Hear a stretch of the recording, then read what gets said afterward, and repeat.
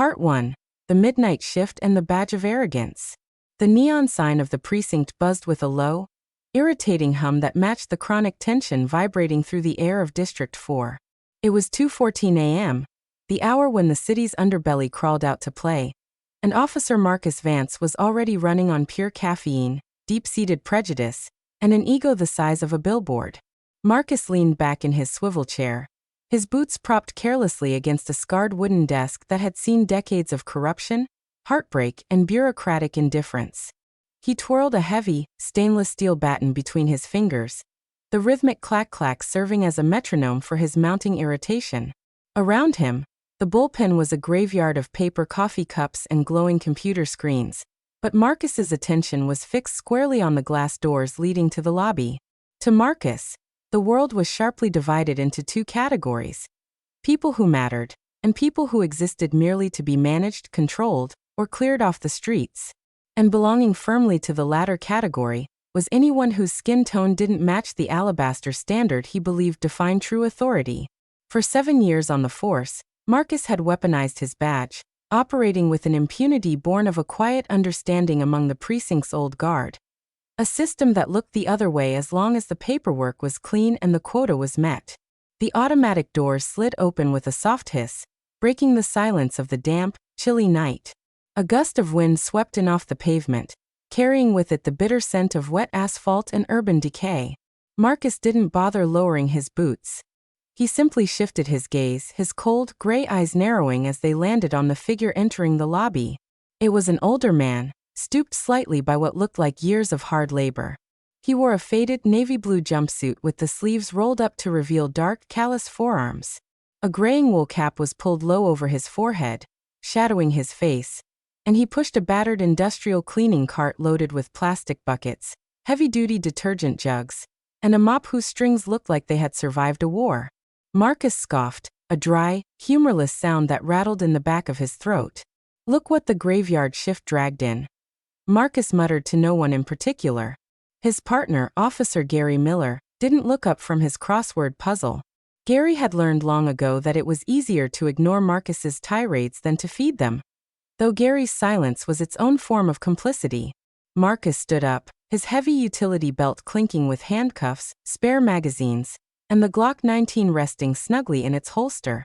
He adjusted his ballistic vest, making sure his silver shield caught the overhead fluorescent light just right. Presentation was everything. To command respect, Marcus believed you had to project absolute dominance from the very first second. He strode out of the bullpen and into the brightly lit lobby, his heavy boots echoing loudly against the polished terrazzo floor. The janitor had already wheeled his cart near the main entrance, and was quietly lifting a large black garbage liner out of one of the lobby bins, tying it off with practiced efficiency. He moved with a slow, deliberate grace, paying no mind to the armed officer marching purposefully in his direction. "Hey, you," Marcus barked, his voice sharp enough to crack glass. The janitor paused, his hands remaining steady on the heavy plastic bag. He didn't flinch, nor did he immediately look up. He simply finished knotting the bag before slowly turning his head to meet the officer's glare. Under the brim of the wool cap, deep-set, intelligent dark eyes met Marcus's hostile stare with an unsettling calmness, a stillness that instantly rubbed Marcus the wrong way. "You deaf or just playing stupid?" Marcus demanded, stopping a mere 2 feet away, invading the older man's personal space with calculated aggression. "I asked you a question. Who gave you clearance to be in this sector at this hour?" The janitor's lips twitched into the faintest ghost of a smile, though his eyes remained completely flat. He shifted his weight, his voice coming out low, gravelly, and entirely unbothered. "Sector? It's a public lobby, officer. And I have a contract to service the building." Marcus let out a sharp, mocking laugh, shaking his head. He stepped in even closer, towering over the man. "A contract? Listen to me, old man. Down here I am the law. I don't care about your little cleaning schedule, or whatever shady temp agency dropped you off behind the dumpster. In my precinct you move when I tell you to move and you speak when you're spoken to. Do we understand each other?" The janitor didn't blink. He looked down at Marcus's polished boots, then slowly back up to his face, taking in the arrogant tilt of the officer's chin and the heavy-handed display of petty authority.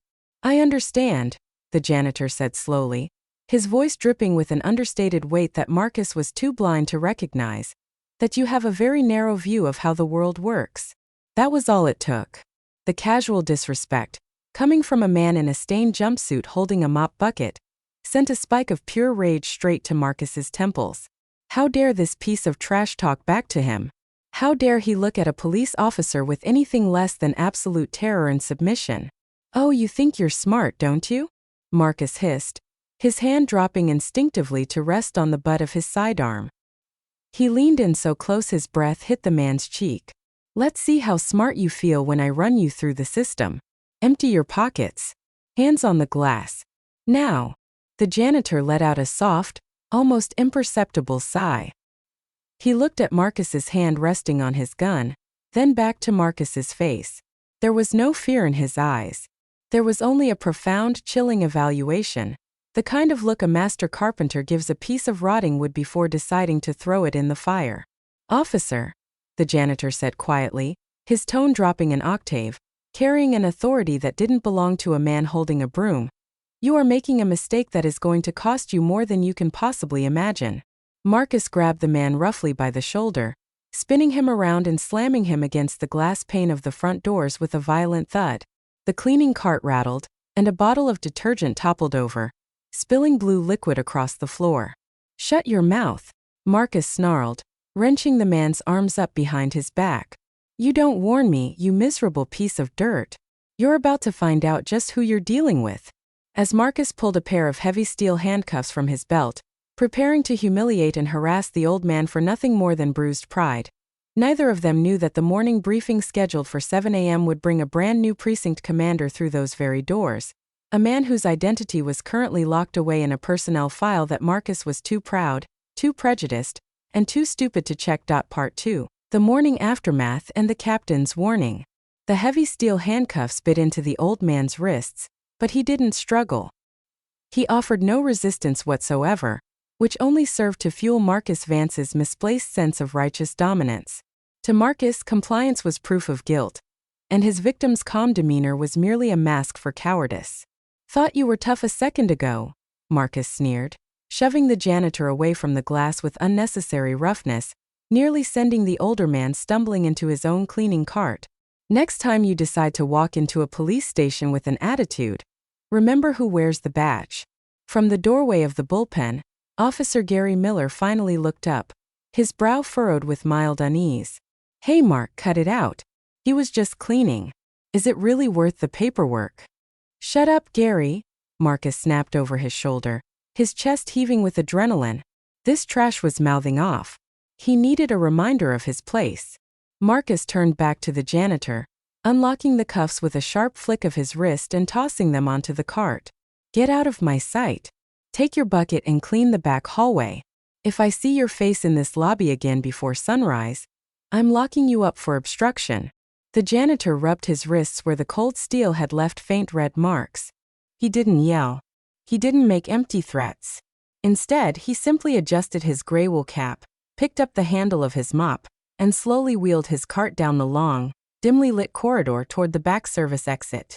As he turned the corner, he paused for a fraction of a second, his dark eyes lingering on the brass plaque beside the precinct captain's empty office door. Marcus laughed aloud, strutting back toward his desk as if he had just thwarted a major terrorist threat. "Pathetic," he muttered, dropping back into his chair and propping his boots up once more. "That's how you handle them. Show weakness for 1 second, and they walk all over you." Gary shook his head, returning to his crossword puzzle with a low grumble. "You're gonna cross the wrong person one of these days, Mark. Internal affairs isn't as blind as they used to be." "Internal affairs?" Marcus scoffed, waving a hand dismissively. "Please. I've got 3 commendations this year, and a cousin in the DA's office. I'm untouchable." Hours bled into one another. The harsh fluorescent lights of the precinct flickered as the sun slowly began to drag its weary light over the smog-choked skyline of the city. The night shift dissolved into the chaotic energy of the morning rush. Telephones started ringing incessantly, Exhausted detectives spilled out of the interrogation rooms with styrofoam cups of black coffee, and the front lobby filled with the usual parade of frantic citizens, petty criminals, and lawyers smelling of cheap cologne. At precisely 6:55 a.m., the heavy glass doors swung open once more, and a wave of sudden silence rippled through the bullpen. Captain Thomas Brooks stepped inside, flanked by two senior regional inspectors from headquarters.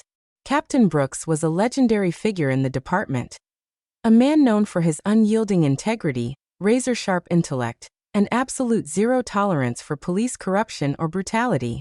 He had just been transferred to District 4 to clean house after a series of scandals had rocked the precinct's reputation. Marcus hastily yanked his boots off the desk, nearly tripping over his own chair as he scrambled to stand at attention. Gary stood up smoothly, buttoning his uniform jacket. "Attention on the floor," Gary barked quietly, nudging Marcus with his elbow. Captain Brooks walked with a slow, measured stride, his eyes scanning the bullpen like a hawk. He wasn't old, perhaps in his mid-40s, but there was an unmistakable weight of command in his posture. He wore a crisp, tailored navy suit, and pinned to his lapel was a gleaming gold star that signaled his rank. "At ease, officers," Captain Brooks said, his voice carrying an effortless, booming authority that commanded the entire room without shouting. He walked toward his private office, stopping midway. He turned his head slowly, his sharp gaze locking onto Marcus Vance, who was standing stiffly by his desk with an ingratiating, nervous smile plastered across his face. "Officer Vance, correct?" Captain Brooks asked, his tone entirely neutral, yet laden with an undercurrent that made the hairs on the back of Marcus's neck stand up. "Yes, sir. Welcome to District 4, Captain," Marcus said quickly, puffing out his chest. "We're glad to have a strong leader here. It's a tough precinct, sir. Takes an iron fist to keep the riffraff in line, if you know what I mean." Brooks stared at Marcus for a long, agonizing moment. The silence in the bullpen grew so thick you could hear the hum of the vending machines down the hall. "An iron fist," Brooks repeated slowly. "Is that your primary method of policing, Officer Vance?" "Well, sir, you have to establish dominance early," Marcus chuckled nervously, trying to read the captain's expression. "You can't let the garbage think they run the streets." Before Brooks could reply, the back service door swung open. A fresh wave of murmurs swept through the room as a man walked into the bullpen. It was the janitor. Except the faded blue jumpsuit was gone. Instead, he wore an impeccably tailored charcoal gray Italian wool suit, a crisp white dress shirt, and a deep crimson silk tie. His graying hair was neatly brushed, and the wool cap was entirely absent, revealing a sharp, distinguished face and piercing, intelligent eyes that immediately swept across the room with absolute command. Marcus's jaw dropped. His breath caught in his throat. The man walked past the cleaning cart, which had suddenly been wheeled away by a junior custodian, and approached Captain Brooks. Brooks immediately snapped to a crisp, flawless military salute. "Good morning, Director," Captain Brooks said respectfully. Marcus froze, the blood draining entirely from his face. "Director?" The man nodded to Brooks, then slowly turned his head. His dark eyes bypassed the captain entirely and locked directly onto Marcus Vance, who was now trembling visibly in his boots. Part 3. The Unraveling and the Bureaucratic Trap. The air in the bullpen grew instantly heavy, thick with a sudden suffocating tension. The frantic clacking of keyboards and ringing telephones seemed to fade into a distant murmur, replaced by the collective, breathless silence of every officer and detective present. They all sensed that a catastrophic storm was about to break, and Marcus Vance was standing directly in the path of the lightning. Marcus's mind raced in a frantic, dizzying loop. Director? How could a man in a stained, faded blue jumpsuit holding a bucket of soapy water be a director? Was it an undercover sting? A prank? Some elaborate hazing ritual orchestrated by headquarters? But as he looked closer at the sharp, tailored lines of the charcoal gray suit, the Rolex watch glinting faintly against the man's dark wrist, and the absolute, unyielding posture of authority, Marcus realized with a sickening lurch in his stomach that this was no joke. This was absolute, undeniable reality, and he had just assaulted, degraded, and threatened him less than 6 hours ago. The man, Director Arthur Sterling, walked slowly toward the center of the bullpen. He didn't rush. Every step he took was calculated, measured and weighed down with an immense gravity that seemed to bend the room around him. Captain Brooks fell in step a half-pace behind him, serving as both an escort and a silent witness to whatever was about to transpire. Director Sterling stopped about 10 feet from Marcus's desk. He slowly swept his gaze across the cluttered workspace, the half-eaten donuts, the coffee-stained paperwork, and the heavy baton resting haphazardly near the keyboard. Then his eyes locked back onto Marcus, whose face had gone from pale white to a sickly mottled gray. "Officer Marcus Vance," Sterling said. His voice was not raised, nor was it dripping with theatrical anger. It was quiet, steady, and devastatingly cold. "Badge number 4812. 7 years on the force in District 4. Correct." Marcus swallowed hard, his throat feeling as dry as sandpaper. He opened his mouth, but for a terrifying second no words came out. He cleared his throat, forcing his voice to steady itself through sheer, unadulterated panic. "Why, yes, sir. That's correct, Director. I apologize if there was some misunderstanding earlier. You see, working the graveyard shift down here, we get a lot of transient elements, and security protocols being what they are." "Security protocols," Sterling interrupted, his tone dropping a fraction of an octave, freezing Marcus mid-sentence. "Are you referring to the protocols that give you the right to physically assault taxpayers, violate civil liberties, and abuse citizens based entirely on your own arrogant assumptions?" "Assault, sir," Marcus stammered, a desperate, nervous laugh escaping his lips. "That's a bit of a strong word. We were just exchanging words.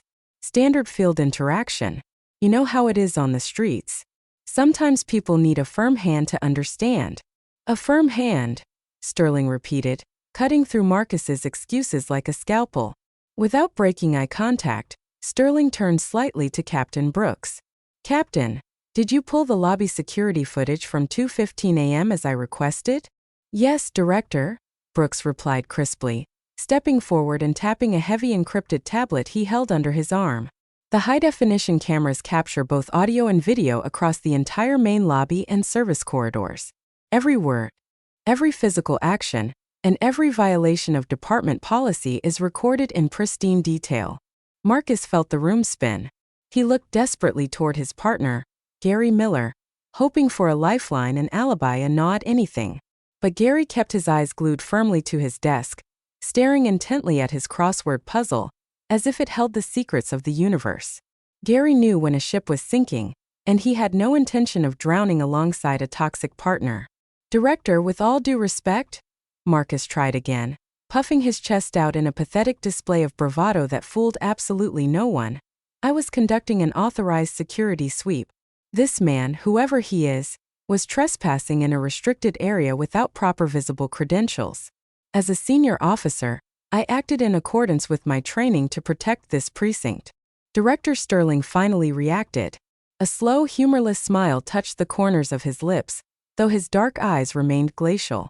"Trespassing," Sterling murmured, stepping closer until he was standing less than 3 feet from Marcus. The subtle, expensive scent of sandalwood and leather drifted off his suit, a jarring contrast to the stale sweat and cheap coffee of the bullpen. "Officer Vance, let me enlighten you about a few facts regarding my presence in this building."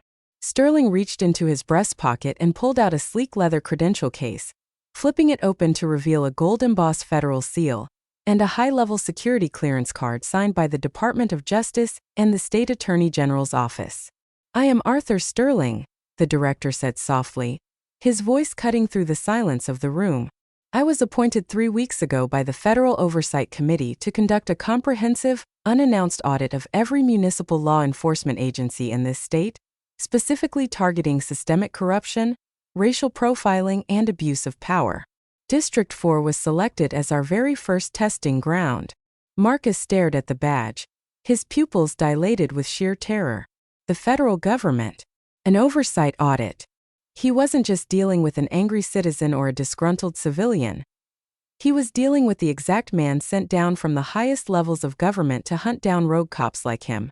"And as for my presence in your lobby at 2 a.m., Sterling continued, his tone hardening into steel, "I prefer to conduct my audits incognito. I wanted to see how this precinct actually operates when the brass isn't looking. I wanted to observe the culture from the ground up." And what I found, Officer Vance, was a rotting cancer. A cancer that wears a badge, hides behind union technicalities, and treats human beings like garbage. Marcus opened his mouth to protest, to lie, to invoke his union rep, but Sterling raised a single finger, silencing him instantly. "Do not speak," Sterling commanded. "Every time you open your mouth, you dig your grave a little deeper." Sterling turned back to Captain Brooks. "Captain Brooks, suspend Officer Vance immediately, pending a full federal and internal investigation. Revoke his service weapon, freeze his badge, and clear his desk. I want all of his past arrest records, incident reports, and body cam logs pulled from the last 3 years. Every single one of them. If he planted evidence or falsified reports on innocent civilians, which I strongly suspect he has, we are going to stack the charges until he spends the rest of his natural life behind bars."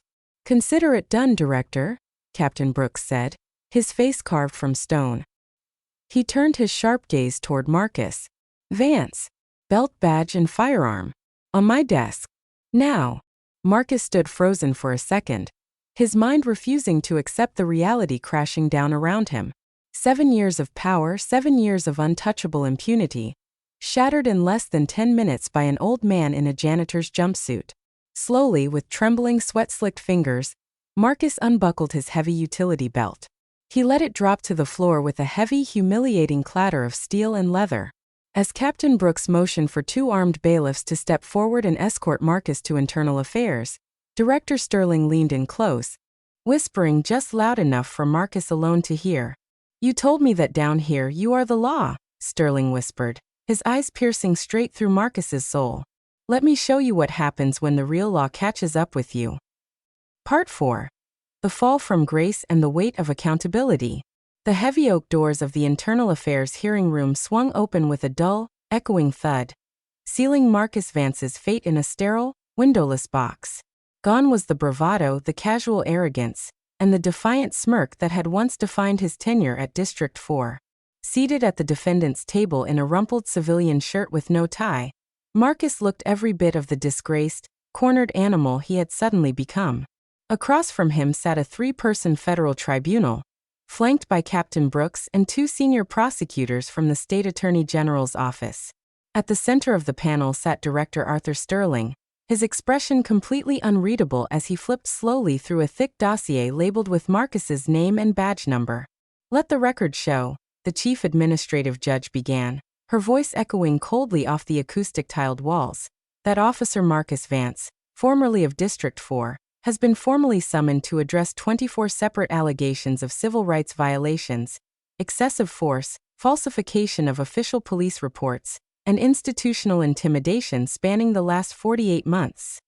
Marcus shifted uncomfortably in his chair, his palms sweating profusely. He tried to catch the eye of his union-appointed attorney, a slick, tired-looking man named Henderson, who was currently busy frantically skimming through a legal pad as if praying for a miraculous loophole to appear out of thin air. "Your Honor," Henderson stood up, clearing his throat nervously. "While my client acknowledges certain procedural deviations during his field interactions, we contend that the charges before this tribunal are heavily exaggerated. Policing a high-crime district requires split-second decisions under extreme stress. Officer Vance was simply trying to maintain public order." Before the judge could even respond, Director Sterling raised a hand, sliding a single piece of paper across the polished mahogany table. "Mr. Henderson," Sterling said, his voice cutting through the lawyer's predictable defense like a razor blade, "you speak of split-second decisions under stress. Let me direct your attention to Exhibit A, specifically the high-definition footage and audio logs pulled from the District 4 lobby on the night of November 14th, exactly 14 months ago." Sterling tapped a button on the control console beside him. Instantly, a large flat-screen monitor mounted on the wall flickered to life. The courtroom was filled with the clear, unvarnished audio of Marcus Vance screaming racial slurs at a terrified 19-year-old delivery driver who had accidentally parked in a restricted zone. The video showed Marcus dragging the young man out of his vehicle, slamming his head against the hood of the patrol car, and then dropping an unsealed baggie of white powder onto the floorboards to manufacture a felony drug charge. Marcus felt the blood drain entirely from his face. His ears began to ring, and the room seemed to tilt sideways. He had completely forgotten about that night. In his mind, it had just been another routine arrest, another nameless nobody whose life didn't matter in the grand scheme of his precinct's metrics. But here it was, projected in vivid, damning high definition for federal investigators, prosecutors, and the director himself to witness. The victim in that video, Sterling continued, locking his dark eyes onto Marcus, spent 6 months in pretrial detention because he couldn't afford bail. He lost his car, his job, and his college scholarship. And all the while, Officer Vance here filed a glowing report praising his own exemplary restraint and tactical brilliance. Henderson slumped back into his seat, realizing instantly that there was no defending the indefensible. He closed his legal pad, tossed his pen onto the table, and shot Marcus a look that clearly communicated, "You're on your own." Furthermore, Sterling added, turning the page of the dossier, "Our forensic audit of the precinct's arrest logs reveals a disturbing pattern. Out of the 312 arrests made by Officer Vance during his time on the night shift, over 85% involved minority citizens who were subsequently released within 24 hours, due to a complete lack of corroborating evidence. In short, Mr. Vance was not policing the community. He was running a reign of terror, treating the badge as a personal weapon to feed his own deeply rooted prejudices." The chief judge looked down at Marcus, her expression hardened into pure disdain. "Officer Vance, do you have anything to say in your defense before the tribunal renders its preliminary verdict and forwards these findings to the federal grand jury?" Marcus opened his mouth, desperately searching for a lie, an excuse, a scapegoat, anything to salvage the remnants of his shattered life. But as he looked around the room, meeting the cold, unforgiving stares of the prosecutors, Captain Brooks, and finally Director Sterling, he realized the game was over. The illusion of his invincibility was gone, shattered by the very janitor he had humiliated in the dark hours of the morning. Marcus choked out, his voice barely audible. "I was just doing what I thought was expected." "No," Director Sterling corrected him softly, leaning forward with an intensity that made Marcus recoil in his seat. "You were doing what your character allowed you to do when you thought no one important was watching. And now you will learn what true accountability feels like." The tribunal didn't even bother to deliberate in private. The chief judge conferred with her associates for 30 seconds, nodded grimly, and banged her gavel once. "The tribunal finds the respondent guilty on all counts of official misconduct, civil rights violations, and felony corruption. We are hereby recommending immediate, dishonorable termination of employment, permanent revocation of law enforcement certification statewide, and the immediate issuance of a federal arrest warrant to be tried in the U.S. District Court without the option of bail." Before Marcus could even stand up to protest, 2 federal marshals stepped out from the shadows on either side of the room.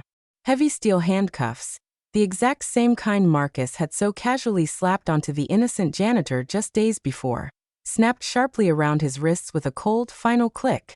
As they hauled him away toward the holding cells, Marcus caught one last glimpse of Director Sterling sitting calmly at the head of the table, turning the page of a new file, entirely unfazed by the downfall of a corrupt cop. Part 5. The shifting culture of District 4 and the interim reforms. The heavy iron gates of the federal detention facility closed behind Marcus Vance with a final, echoing clang that signaled the permanent death of his former life. Out on the streets, the wheels of justice continued to turn with a relentless, measured precision. In the wake of Marcus's spectacular, televised downfall, the ripple effects spread outward from District 4, shaking the entire municipal police department to its very core. Inside the bullpen of District 4, the atmosphere had undergone a radical, almost surreal transformation. Gone was the toxic bravado, the casual cruelty, and the oppressive silence of officers who looked the other way. The air felt lighter, yet charged with a new kind of professional vigilance. Officers no longer lounged carelessly with their boots on desks or cracked crude jokes about the citizens they swore an oath to protect. They knew that the era of institutional immunity was officially dead. Captain Thomas Brooks stood in the center of the bullpen, holding an emergency morning briefing. He held up a thick stack of newly minted policy directives issued directly from the Federal Oversight Committee headed by Director Arthur Sterling. "Listen up, everyone," Captain Brooks announced, his voice ringing with authority as he scanned the rows of attentive officers.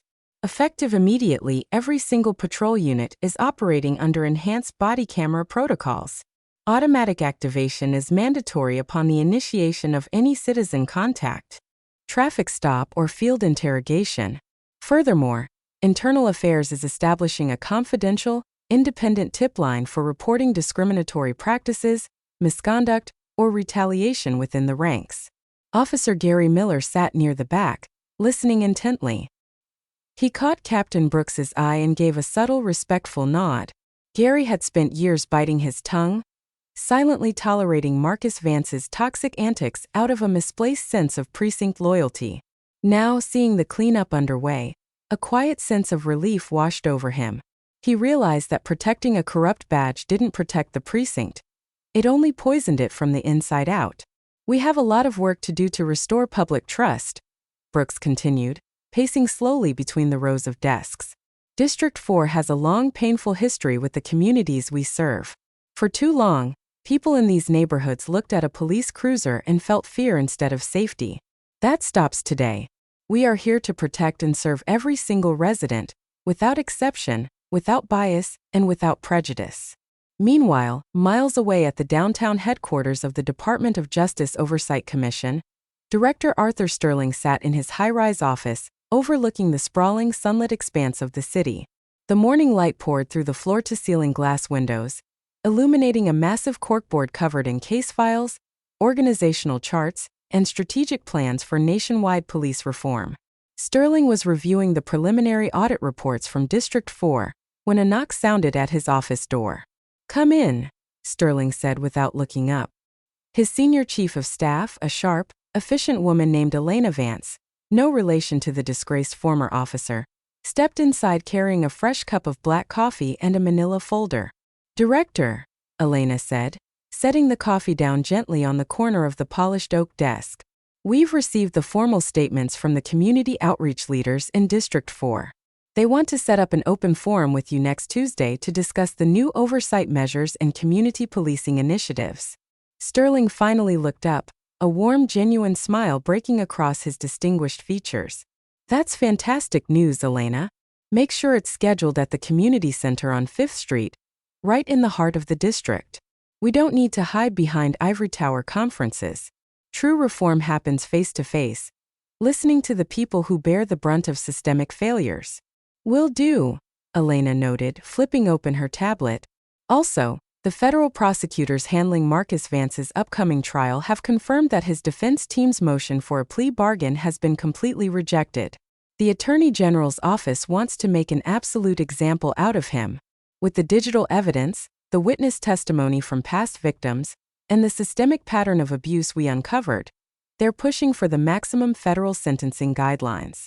"Good," Sterling replied, leaning back in his ergonomic leather chair, his dark eyes reflecting the bright morning sky outside. "Corruption disguised as authority is the most dangerous threat to a free society. When a man puts on a badge, he takes an oath to uphold the law, not to place himself above it. Vance chose his path when he decided that his ego and his prejudices mattered more than human dignity. Speaking of which," Elena added with a slight smirk, "word on the street is that morale among the junior officers at District 4 has actually skyrocketed since the suspension and arrest. Several younger cops came forward yesterday to report minor infractions and procedural errors that they previously would have been too terrified to speak up about. They feel like they finally have permission to do the job the right way." Sterling nodded thoughtfully, swirling the hot coffee in his mug. "That's the ultimate goal, Elena. It's not just about weeding out the bad actors, though that is an absolute necessity. It's about building a culture where good officers can thrive without fear of retribution, and where the badge regains its true honor." As Elena excused herself to handle the scheduling logistics, Sterling turned back toward the window, looking out over the bustling metropolis below. He thought back to that quiet, freezing night in the District 4 lobby, the harsh fluorescent lights, the arrogant posture of a young officer who thought he owned the world, and the bitter lesson that hubris always precedes a catastrophic fall. The system was changing. Slowly, painfully, but undeniably. And Marcus Vance, sitting in a cold federal holding cell awaiting a trial he could no longer manipulate, was just the first domino to fall in a nationwide reckoning. Part 6. The Community Forum and the Face-to-Face Reckoning. The Tuesday afternoon sun beat down warmly on the brick facade of the 5th Street Community Center, casting long, sharp shadows across the bustling courtyard. Located in the heart of District 4, the center had long been a sanctuary for residents who felt forgotten, marginalized, and systematically targeted by the very institutions meant to protect them. For decades, community meetings here had been filled with anger, frustration, and a deep, aching despair over unaddressed grievances and police brutality. Today, however, the atmosphere crackled with a very different kind of energy, one of cautious optimism, empowerment, and a rare sense of collective vindication. Inside the packed multipurpose gymnasium, folding chairs were filled to maximum capacity, with dozens more standing shoulder to shoulder along the back walls. Banners reading accountability, justice, and community trust hung proudly from the rafters. When Director Arthur Sterling stepped through the side doors, flanked by Captain Thomas Brooks and a small detail of community liaisons, a wave of respectful murmurs rolled through the crowd, followed by a slow, powerful swell of applause. Director Sterling didn't head straight for the elevated stage. Instead, he walked slowly down the center aisle, nodding respectfully to elders, shaking hands with local activists, and locking eyes with mothers and fathers who had spent years fighting for a safer, fairer world for their children. He wore a crisp dark navy blazer over an open-collared blue shirt, approachable yet commanding, a far cry from the stiff federal suits that usually distance government officials from the everyday public. When he finally stepped up to the podium, he adjusted the microphone, resting his hands flat on the wooden surface. He looked out over the sea of faces, absorbing the collective weight of their stories, their pain, and their resilience. "Good afternoon, everyone," Director Sterling began, his voice carrying clearly through the gymnasium's sound system. "First, let me thank you for welcoming me into your community today. I know that for a long time, when federal officials or high-ranking law enforcement officers came into District 4, they came with prepared talking points, closed doors, and empty promises designed to soothe public anger rather than enact real change." A murmur of agreement rippled through the crowd. "I am not here today to make excuses," Sterling continued, his tone unwavering and direct. "Nor am I here to pretend that a single suspension or a high-profile federal arrest solves the deep systemic wounds that have been inflicted on this neighborhood for years. Corruption like that exhibited by former officer Marcus Vance does not exist in a vacuum. It festers because a system allowed it to hide in the shadows, protected by institutional silence and a culture of impunity." From the front row, a middle-aged woman with sharp, intelligent eyes and a worn denim jacket raised her hand slightly. Sterling paused, nodding toward her. "Please go ahead." "Director Sterling," she said, her voice steady and echoing with years of lived experience, "we've seen bad cops get transferred or quietly resign before. We've heard the catchphrases about bad apples. But what happens when you leave? How do we know that 6 months from now, another officer won't walk through our doors, flash a badge, and treat our kids like criminals just because of the color of their skin?" It was the exact question everyone in the room wanted answered. The gymnasium fell completely silent, every eye fixed intently on the director. Sterling nodded slowly, validating her concern with a deep, respectful bow of his head. "That is the fundamental question, ma'am. And it's the exact reason why the Federal Oversight Committee isn't just conducting a temporary audit. We are permanently rewriting the rulebook." He stepped out from behind the podium, walking closer to the edge of the stage, bringing himself physically nearer to the audience. "First," Sterling outlined, holding up a finger, "anonymity for whistleblowers within the department is now protected by federal statute. Good officers who report misconduct will no longer face retaliation from their peers or superiors. Second, every single civilian complaint filed against an officer in District 4 is no longer investigated internally by police buddies. It is now routed directly through an independent civilian oversight board with subpoena power. And third, effective immediately, community-led de-escalation training is a mandatory prerequisite for every active duty officer in this precinct before they are ever assigned to patrol these streets." A slow, scattered applause began near the center of the room, quickly building into a roaring wave of cheers and approval. People nodded to one another, a collective sigh of relief washing over the room. For the first time, They weren't just being listened to. They were being heard by someone in power who possessed the authority and the moral courage to act. Captain Brooks, standing quietly near the back of the stage, watched the interaction with a deep sense of pride. He knew the road ahead was long and arduous. Changing the culture of a deeply entrenched precinct wouldn't happen overnight. But watching the community engage in open, honest dialogue with federal leadership proved that the heavy, suffocating darkness that had defined District 4 for so long was finally beginning to lift. As the forum transitioned into an open Q&A session, with residents stepping up to the microphone to voice their specific concerns, share personal testimonies, and offer constructive solutions, Director Sterling listened intently, taking detailed notes in a leather-bound journal. He didn't interrupt, he didn't deflect, and he didn't offer defensive excuses.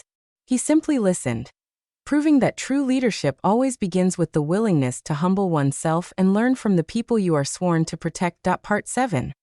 The Trial of Marcus Vance and the Testimony of Truth. The federal courtroom of the U.S. District Court for the Southern District was packed to absolute capacity. Media outlets from across the country had descended upon the courthouse, transforming the grand marble halls into a chaotic circus of television cameras, flashing camera bulbs, and reporters shouting competing headlines. Inside courtroom 3B, however, the atmosphere was solemn, heavy, and charged with an intense legal gravity. Seated at the defense table was Marcus Vance. Gone was the crisp, perfectly pressed uniform that had once served as his impenetrable armor of arrogance. In its place, he wore a standard-issue orange jumpsuit, his wrists and ankles shackled to prevent any sudden movements. His hair was unkempt, his face hollowed out by months of severe stress, anxiety, and the brutal reality of federal detention. He sat hunched over, staring blankly at the polished mahogany table, refusing to make eye contact with the gallery filled with journalists, legal observers, and citizens who had traveled miles just to witness his fall. Across the aisle, the federal prosecution team sat organized and confident, surrounded by stacks of digital evidence logs, sworn affidavits, and high-definition video exhibits. At the center of the prosecution's strategy was a lineup of witnesses whose lives had been upended, derailed, or nearly destroyed by Marcus's years of unchecked abuse of power. The prosecution calls its next witness Arthur Sterling, the federal district judge announced, banging her gavel lightly to quiet the murmurs rippling through the gallery. A collective hush fell over the courtroom. Director Arthur Sterling stood from the front row of the gallery, straightening his dark navy blazer. He walked with a calm,